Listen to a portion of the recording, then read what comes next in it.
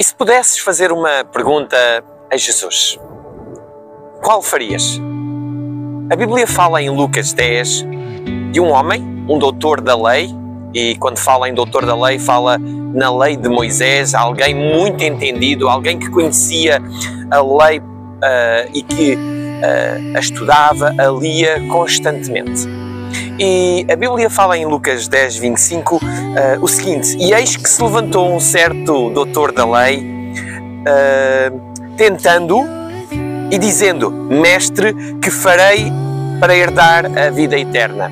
Este versículo, que tem a pergunta desse doutor da lei, diz também que ele estava a fazer-lhe uma pergunta para tentar Jesus. A verdade é que Jesus muitas vezes respondia perguntas com uma nova pergunta. Então Jesus perguntou-lhe,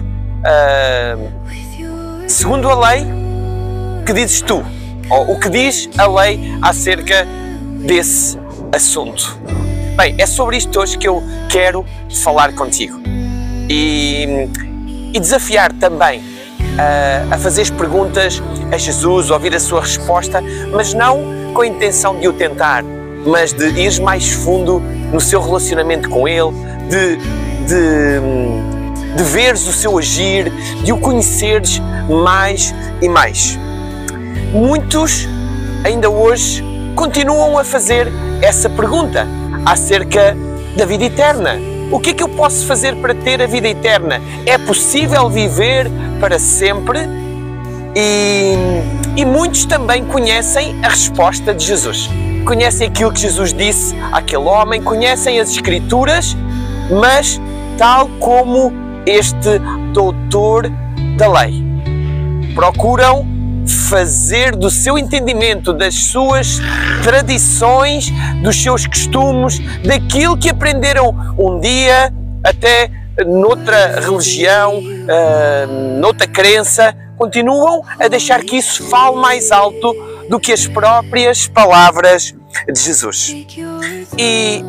Ou então, conhecendo as palavras de Jesus, não as colocam em prática, ou não as têm em consideração. Ou seja, uma coisa é conhecer a palavra de Deus, conhecer a resposta para uma determinada pergunta, a outra é agir de acordo com essa resposta. Bem, hoje eu quero também partilhar contigo 3 pontos e desafiar-te a ir mais fundo no teu relacionamento com Deus. Eu espero que possas ter uma Bíblia ao teu lado ou tomar anotações daquilo que vais ouvir e poder aprofundar mais acerca deste tema.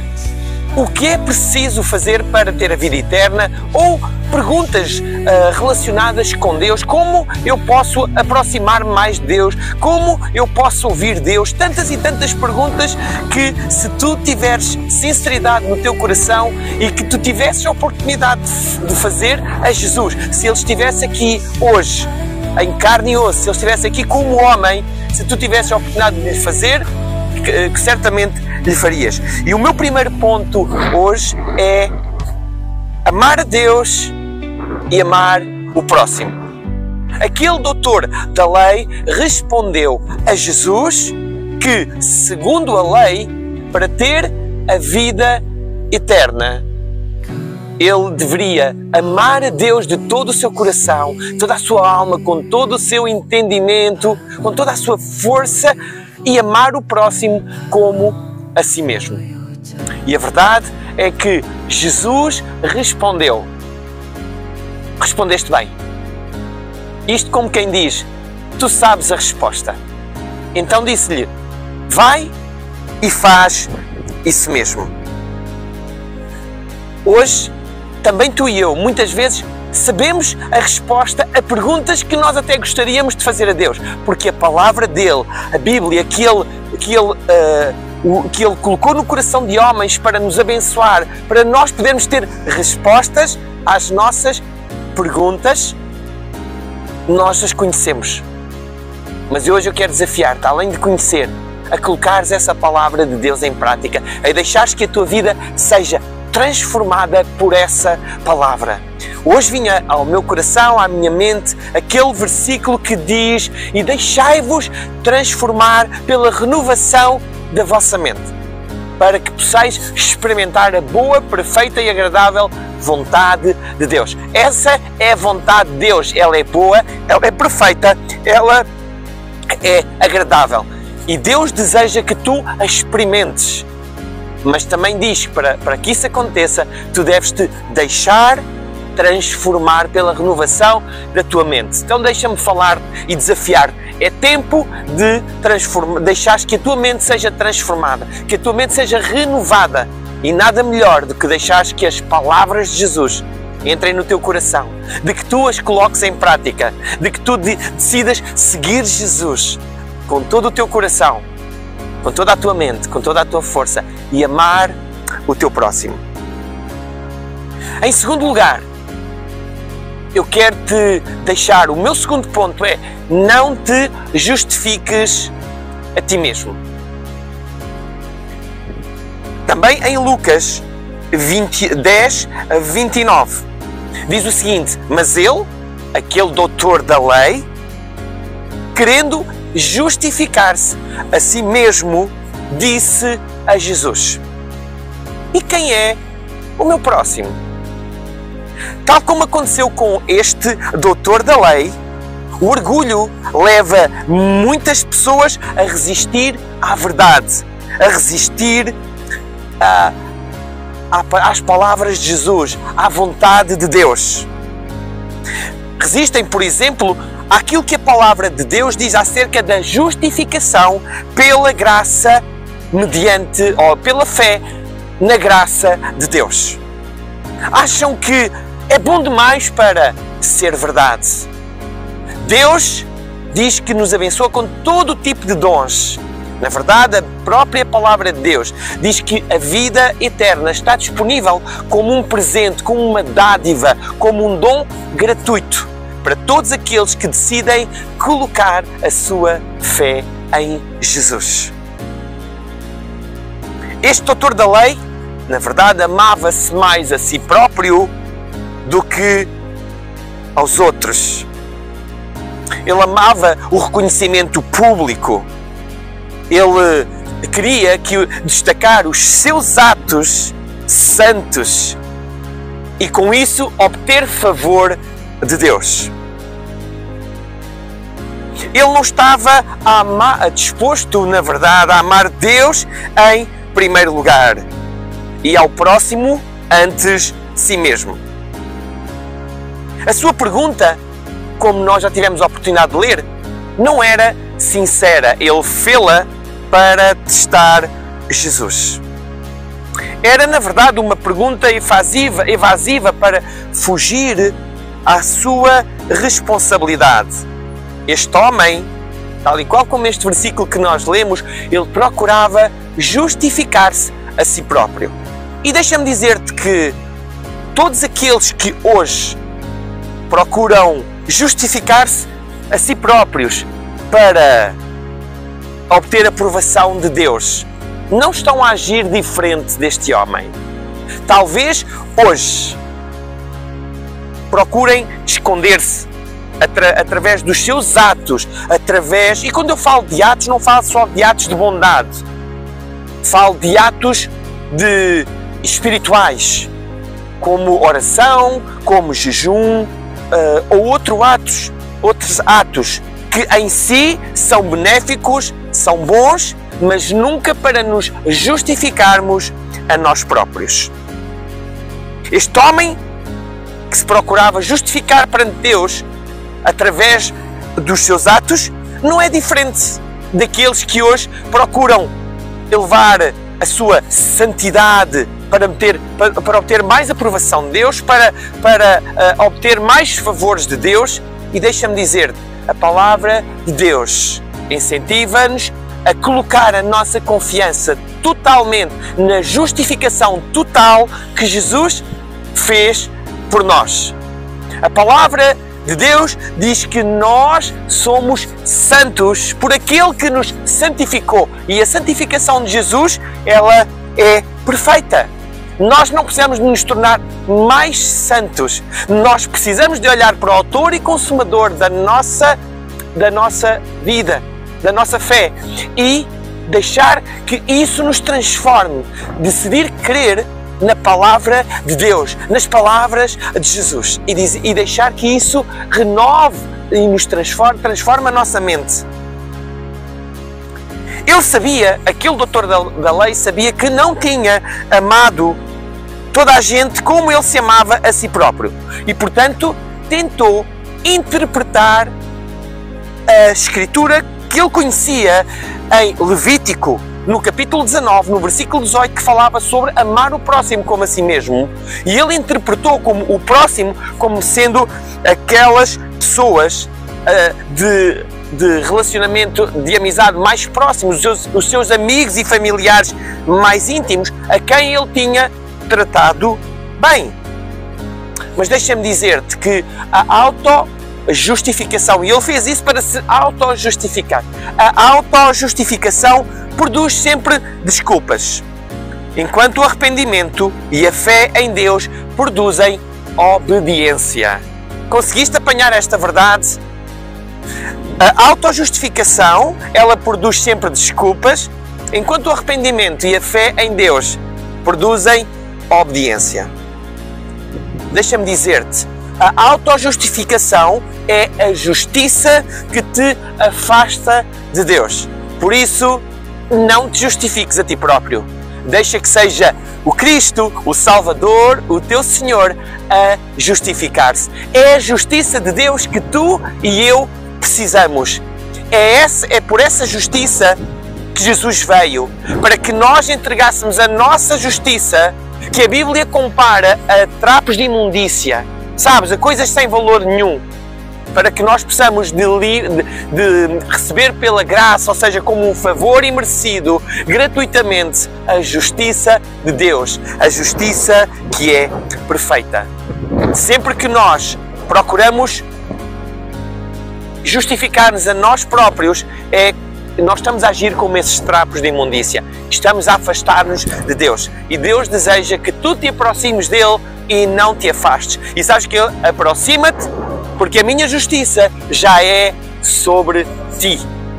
Que possas deixar que essa palavra de Deus fale hoje à tua vida. Amém? E por último lugar, o meu terceiro ponto é o seguinte: pela graça, mediante a fé. Aquele homem, aquele doutor da lei, perguntou a Jesus o que é que eu posso fazer, o que é que eu devo fazer para ter a vida eterna. E em Efésios 2, no versículo 8, diz que a salvação é pela fé, mediante a graça. Então, a base da nossa salvação é a graça. Como eu já disse, é o favor imerecido de Deus para conosco, expresso na redenção perfeita de Cristo Jesus. E o meio de que Deus usa para nos salvar é através da fé. A salvação está disponível gratuitamente, mas nós recebemos-la através da fé. Através da fé, nós aceitamos esse dom gratuito de Deus. Esse dom da salvação, o dom, a justificação, a redenção, tudo o que nós podemos receber de Deus vem pela fé. Na verdade, a fé é um ato de obediência, é um responder sim a Deus. Há algo que Deus já providenciou pela sua graça. Assim, diz Efésios que nós somos salvos pela graça, mediante a fé. Então, nós não somos salvos apenas pela graça, ok? Nós somos salvos pela graça, mediante a fé. Como eu disse, a fé permite-nos aceder à graça de Deus. Sem fé, a graça de Deus é desperdiçada. E sem graça, a fé não tem poder. Podes ter muita fé, mas se não houver graça de Deus, não há poder na tua fé.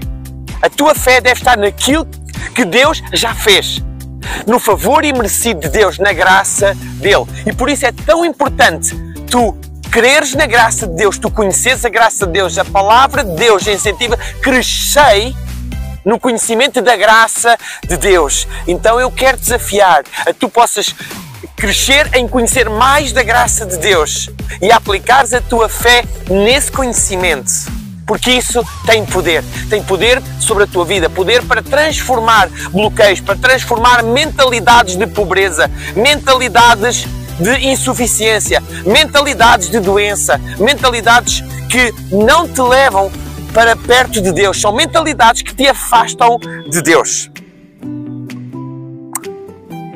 A fé na graça de Deus tem de ser libertada para receber o que Deus providenciou através de Cristo. Cristo, através da sua morte, através da sua ressurreição, providenciou salvação e tudo o que isso implica. E isso só pode ser libertado, só pode ser recebido mediante a fé na obra perfeita de Jesus, no teu Salvador, no Senhor Jesus Cristo. Tal como o sódio e o cloreto são venenosos por si só, também a graça e a fé usadas independentemente uma da outra podem ser consideradas como mortais ou sem valor. Mas quando se mistura sódio e cloreto de forma correta, obtém-se sal, que é essencial e que é necessário para a vida.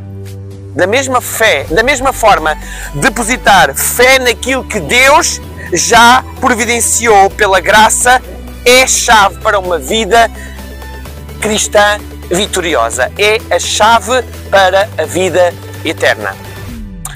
Então deixa-me terminar respondendo à pergunta: o que fazer para ter a vida eterna? Jesus é muito claro: vinde a mim e eu vos darei alívio. Noutras palavras na Bíblia nós temos a encontrar que o Filho veio para que nós tivéssemos vida. Só Ele é a própria vida, Ele é o caminho para o Pai, ou seja, diz-nos que é o caminho para nós vivermos para sempre. Ele também disse que nós precisávamos nascer de novo para ver o reino de Deus. Na verdade, para entrar no reino de Deus. Na verdade, para ter vida eterna. E o que é preciso para isso?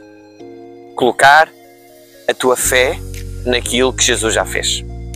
Confessares Jesus como teu Senhor e teu Salvador. Aceitares o sacrifício de Jesus como sendo suficiente, como sendo perfeito para te justificar, para te redimir, para te tornar totalmente aceitável por Deus, pelo próprio Pai.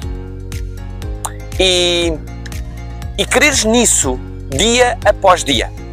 Não apenas para hoje, caso tomes essa decisão, mas para o resto da tua vida. Manter a tua fé em Jesus, crendo que isso é suficiente para teres acesso a toda a graça de Deus, a todo o favor imerecido de Deus.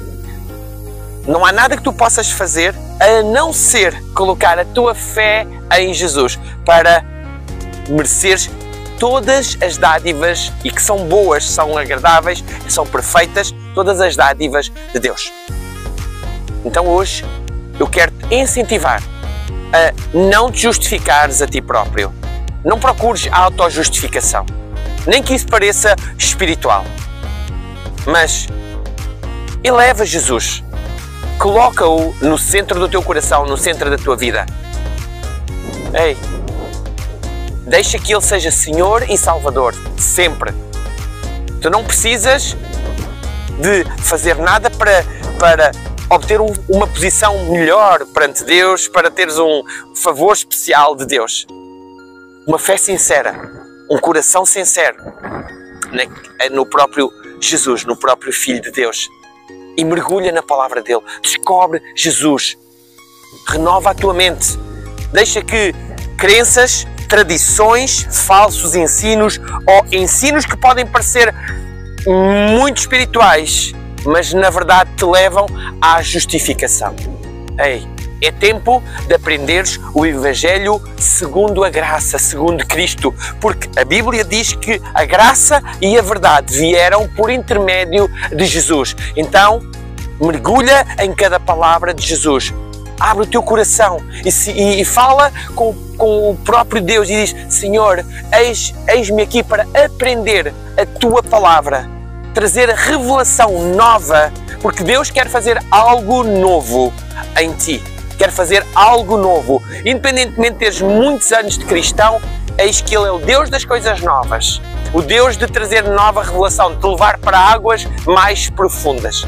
E queremos te desafiar a realmente colocares a tua fé em Jesus. E portanto, eu quero também incentivar, se ainda não fizeste uma oração de aceitar Jesus como teu Senhor e Salvador, a fazeres isso mesmo agora e te tornares um filho de Deus e receberes a vida eterna que Deus tem para ti de forma gratuita através da tua fé nele.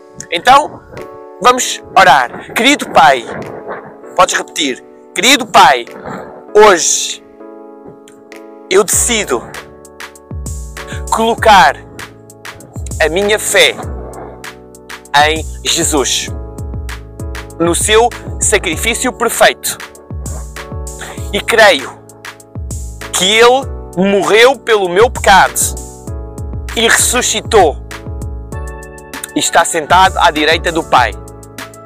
Hoje eu aceito-o como meu Senhor e meu Salvador.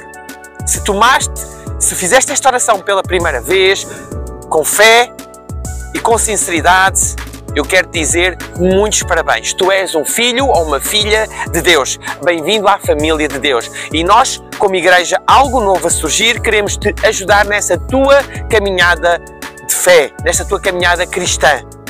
Faz-nos uma visita. Vem estar connosco numa das nossas reuniões, caso vivas na região de Aveiro. Ou então, contacta-nos através do nosso e-mail algonovoasurgir@gmail.com. Procura-nos também nas redes sociais. No Instagram, em Algo Novo a Surgir, ou no Facebook, em Algo Novo. Nós estamos aqui para te ajudar a conheceres mais da graça de Jesus, da sua justificação, acerca da vida eterna, de um relacionamento com Ele, acerca da sua palavra. Bem, resta-me despedir, incentivando a partilhares esta mensagem com outras pessoas. Abençoa, ser bênção para outras vidas. E até uma próxima oportunidade.